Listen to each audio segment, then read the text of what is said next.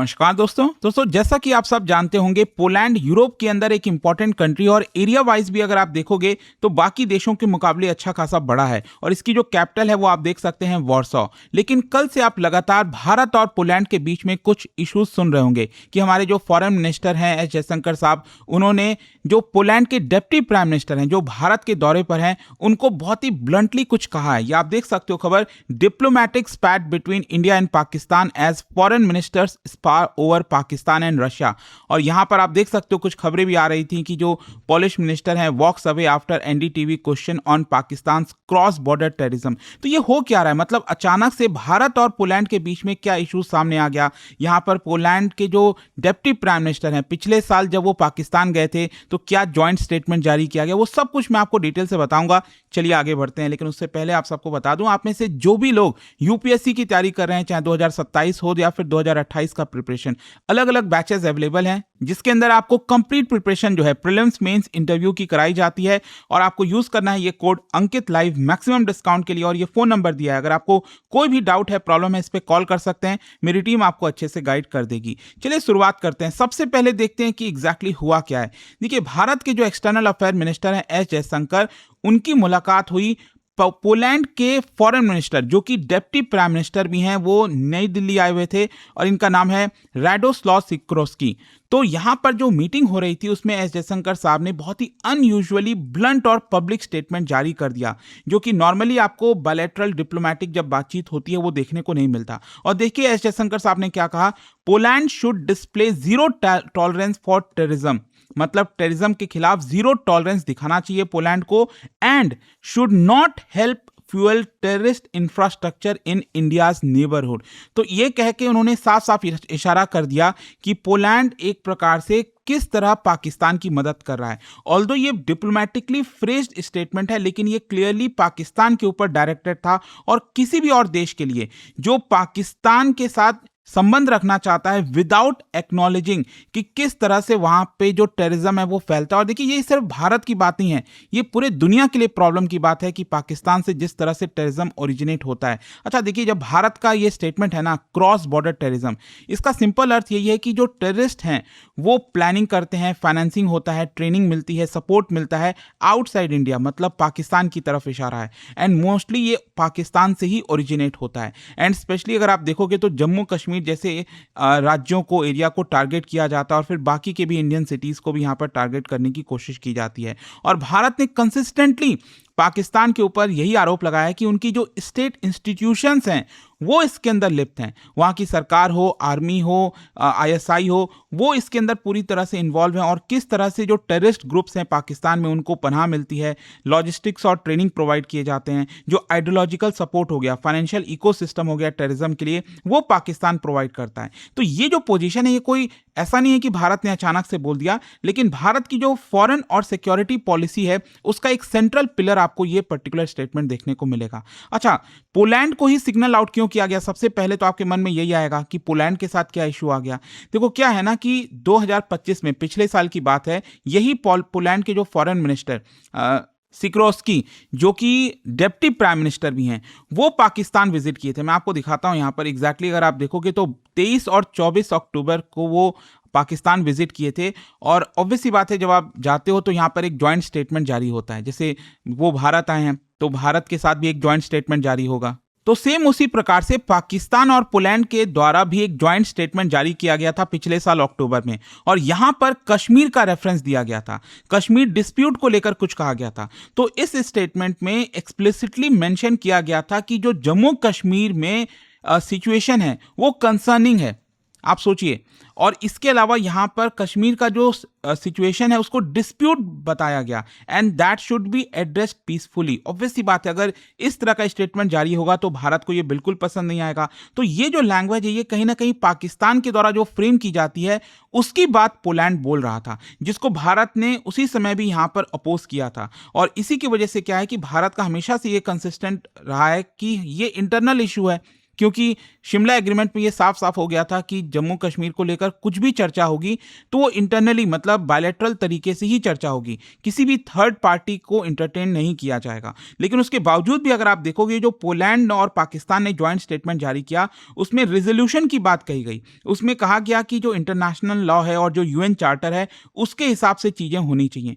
तो इसी की वजह से भारत को ये चीज पसंद नहीं आया। तो यहां पर क्या है ना कि आप समझिए प्रॉब्लम भारत को यही है कि यहां पर पोलैंड पाकिस्तान के साथ भी डिप्लोमेटिकली एंगेज होना चाहता है विदाउट कंसिडरिंग कि यहां पर भारत को क्या प्रॉब्लम है पाकिस्तान से।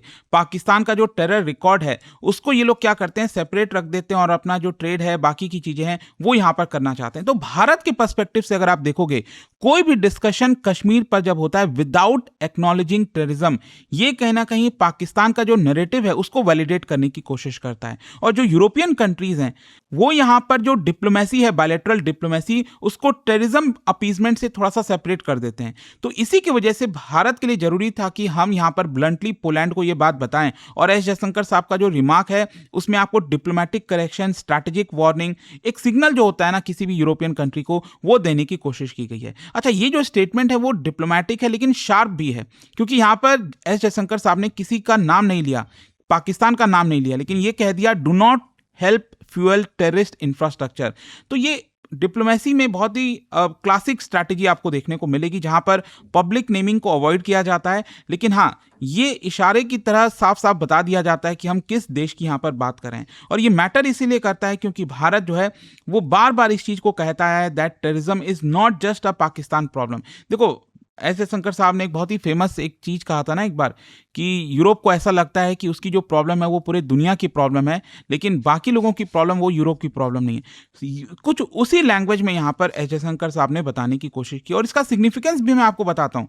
ये जो डिफरेंस है ना भारत और पोलैंड के बीच में, ये थोड़ा सा अनयूजुअल आपको देखने को मिलेगा क्योंकि पिछले कई वर्षों से दोनों देश अपने रिलेशंस को काफी इंप्रूव किए हैं। यहाँ पर ट्रेड एग्रीमेंट जो है वो भी अगले हफ्ते होने वाला है यूरोप के साथ। और साथ ही साथ मैं आपको बता दूं पिछले 2024 में आपको याद होगा पीएम मोदी यूक्रेन गए थे, राइट, जेलेंस्की से मुलाकात किए थे। उसके पहले अगर आपको याद हो तो वो पोलैंड भी वहां पर गए थे। तो दोनों देश के रिलेशंस काफी बेटर हो रहे हैं। अच्छा, यहां पर पोलैंड का पोजीशन क्या और उनके द्वारा क्या रेस्पॉन्स दिया गया? देखो पोलैंड ने ऑब्वियस सी बात है वो भारत आए हुए थे डिप्टी प्राइम मिनिस्टर, उन्होंने भारत को कन्फ्रंट नहीं किया, इंस्टेड ये कहा, जो सिक्रोस्की हैं डिप्टी प्राइम मिनिस्टर, उन्होंने एक्नॉलेज किया कि हाँ जो टेररिज्म है वो ग्लोबल थ्रेट है। और उन्होंने ये भी कहा कि हाँ ये समस्या पोलैंड के ऊपर भी है, पोलैंड की जो खुद की सिक्योरिटी चैलेंजेस है, क्योंकि पिछले कुछ समय से आप देखोगे तो कुछ टेररिस्ट अटैक पोलैंड में भी हुए हैं, तो वो भी इस बात को मानते हैं। तो ये जो रेस्पॉन्स है वो दिखाता है कि पोलैंड कहीं ना कहीं भारत के साथ एक स्ट्रॉन्ग टाइज चाहता है और यहाँ पर पाकिस्तान रिलेटेड जो इश्यूज हैं उसके बारे में, उसकी वजह से भारत और पोलैंड के रिश्ते ना खराब हो जाए, उसकी उस तरह की कोशिश की जा रही थी पोलैंड के डिप्टी प्राइम मिनिस्टर के द्वारा। लेकिन इसका स्ट्रैटेजिक कॉन्टेक्स्ट आपको समझना होगा। भारत का जो नया डिप्लोमेटिक पोस्चर है वो आपको देखने को मिलेगा।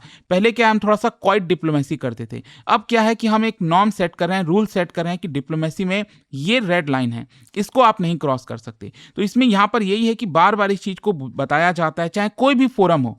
यहाँ पर हम देखिए यही कहते हैं कि टेररिज्म को आप ट्रेड, डिप्लोमेसी और लेजिटिमेसी के साथ लिंक नहीं कर, मतलब उसको जो है सेपरेट नहीं कर सकते। आप ये नहीं कह सकते कि हाँ एक जो देश है वहां पर टेररिज्म स्टार्ट हो रहा है, वहां से टेररिज्म फैल रहा है, लेकिन फिर भी आप उसके साथ ट्रेड करोगे, डिप्लोमेसी रखोगे।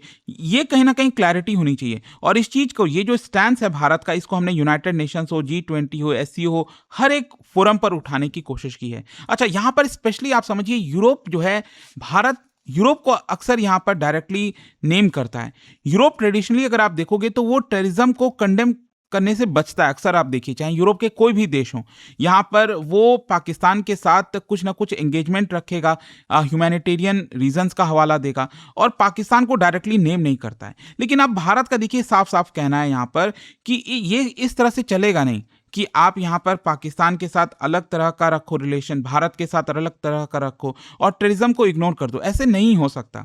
जो भारत के लिए इश्यूज हैं अब वही होता है। जैसे मान लीजिए अगर भारत रशिया के साथ ऑयल खरीद रहा है, तब तो यूरोप काफी उछल उछल कर कहता है कि भारत को ये नहीं करना चाहिए, ऑयल बंद कर देना चाहिए। उस समय भारत का कंसर्न नहीं दिखता है। लेकिन यहां पर आई होप आप समझ पा रहे होगे कि किस तरह से जब भी टेररिज्म की बात आती है भारत और पाकिस्तान जिस तरह से टेररिज्म फैलाता है उसको यूरोप इग्नोर करने की कोशिश करता है। खैर जो भी है, भारत और पोलैंड के रिलेशंस में इसका क्या इंपैक्ट आएगा, देखो शॉर्ट टर्म में अगर हम बात करें तो कोई ऐसा डिप्लोमेटिक कोई टेंशन नहीं है, डायलॉग चलता रहेगा, मैसेज क्लियरली हमने डिलीवर कर दिया है। मीडियम टर्म में ये हम एक्सपेक्ट करेंगे कि पोलैंड जो है थोड़ा सा और कॉशियस रहेगा, पाकिस्तान के साथ जब भी कोई स्टेटमेंट वगैरह जारी करेगा, स्पेशली वहाँ पर कश्मीर का जो जिक्र है उसके बारे में उस चीज़ को ध्यान रहेगा, और जो काउंटर टेररिज्म लैंग्वेज है वो कहीं ना कहीं भारत के साथ अलाइन रहेगी। लॉन्ग टर्म में कोशिश यही है कि यहाँ पर भारत की जो एक्सपेक्टेशन है कि वैल्यू बेस्ड पार्टनरशिप होनी चाहिए, एक प्रेसिडेंट सेट करना चाहता है भारत। और लास्ट में जाने से पहले जहां तक ट्रेड का सवाल है तो देखो मैं आपको बता दूं, पिछले एक दशक में 200% इंक्रीज हुआ है भारत और पोलैंड का जो ट्रेड, अगर आप देखोगे $7 बिलियन तक पहुंच चुका है। और यहाँ पर कोशिश यही है कि जो डायरेक्ट फ्लाइट्स है, ट्रेड है, टेक्नोलॉजी कोऑपरेशन, उसको और ज़्यादा बढ़ाया जाए। वैसे मैं आपको बता दूं, इस महीने जो है यूरोप के कई लीडर्स के साथ मुलाकात होने वाली है, और भी बहुत सारे विजिट्स हैं, जैसे जर्मन जो चांसलर हैं वो आपने देखा होगा ऑलरेडी आए थे। फिर इसके अलावा यहाँ पर फ्रांस की जो नेशनल सिक्योरिटी एडवाइजर हो गए, और सबसे इंपॉर्टेंट रिपब्लिक डे परेड में यूरोपियन यूनियन की जो टॉप लीडरशिप है उनको बुलाया गया। And most probably European union India summit जो है वो होने वाला है, जिसमें ट्रेड डील जो है मोस्ट प्रॉब्ली हो जाएगी। उसके ऊपर भी मैं अलग से वीडियो बनाऊंगा।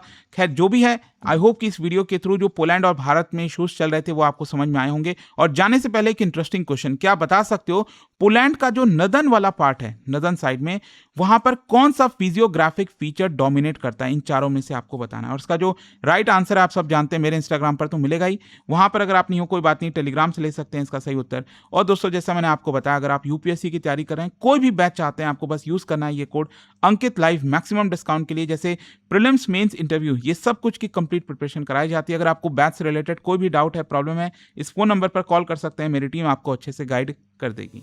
दोस्तों यूपीएससी का गोल बड़ा होता है और इस जर्नी में सही गाइडेंस और मेंटरशिप बहुत जरूरी होती है। इसलिए स्टडी IQ IAS लेकर आया है आपके लिए यूपीएससी 2027 की कंप्लीट फाउंडेशन प्रिपरेशन, एक स्ट्रॉन्ग और स्ट्रक्चर्ड अप्रोच के साथ। हमारा फाउंडेशन कोर्स 3 लैंग्वेजेस में अवेलेबल है, इंग्लिश, हिंदी और इंग्लिश। अब आप अपनी पसंद की लैंग्वेज में तैयारी शुरू कर सकते हैं, same syllabus, same expert faculties और सेम क्वालिटी गाइडेंस के साथ। इस कोर्स में आपको मिलेगा टॉप फैकल्टीज का एक्सपर्ट गाइडेंस, प्रीलिम्स से इंटरव्यू तक complete coverage, daily live evening classes, structured notes, previous year questions and test series. साथ में मिलता है dedicated mentorship throughout the journey. Seats limited है और अगर आपका टारगेट यूपीएससी 2027 है तो यह बिल्कुल सही वक्त है शुरुआत करने का। बस स्टडी IQ ऐप खोलो, P2I बैच सर्च करो, यूज करो code Ankit live ANKITLIVE for maximum discount और अपना एनरोलमेंट कंप्लीट करो। अभी भी कोई डाउट है तो इस नंबर पर कॉल करिए 092400233293। याद रखिए, यूपीएससी की जर्नी वही जीतता है जो सही प्लानिंग के साथ सही वक्त पर शुरुआत करता है। स्टडी IQ IAS, आपका सिलेक्शन हमारा मिशन।